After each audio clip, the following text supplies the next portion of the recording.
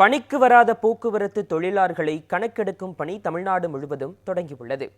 6 அம்ச கோரிக்கைகளை வலியுறுத்தி போக்குவரத்து கழகத்தைச் சேர்ந்த CITU, AITUC, அண்ணா தொழிற்சங்கத்தினர் 2வது நாளாக வேலைநிறுத்த போராட்டத்தில் ஈடுபட்டுள்ளனர். இந்த நிலையில் போராட்டத்தில் ஈடுபட்டு பணிக்கு வராத போக்குவரத்து தொழிலாளர்கள், ஊழியர்கள் குறித்து கணக்கெடுக்கும் பணி தொடங்கியுள்ளது. மாவட்ட வாரியாகவும் போக்குவரத்து கோட்டம் வாரியாகவும் விவரங்களை சேகரிக்க போக்குவரத்து துறை உத்தரவிட்டுள்ளது. மேலும் பேருந்தின் இயக்கத்தை தடை செய்யும் வகையில் முற்றுகையிடவோ சிறைபிடிக்கவோ முயன்றால் சட்டப்படி நடவடிக்கை எடுக்கப்படும் என்றும் தொழிற்சங்கங்களுக்கு போக்குவரத்து துறை எச்சரிக்கை விடுத்துள்ளது. பொங்கல் பண்டிகையை ஒட்டி பயணிகளின் வசதிக்காக தமிழ்நாடு அரசு சார்பில் சிறப்பு பேருந்துகளுக்கு ஏற்பாடு செய்யப்பட்டுள்ளது. இதனை கருத்தில் கொண்டு தற்காலிகமாக பேருந்துகளை இயக்க ஓட்டுநர் மற்றும் நடத்துனர்களுக்கு போக்குவரத்து துறை சார்பில் அழைப்பு விடுக்கப்பட்டுள்ளது.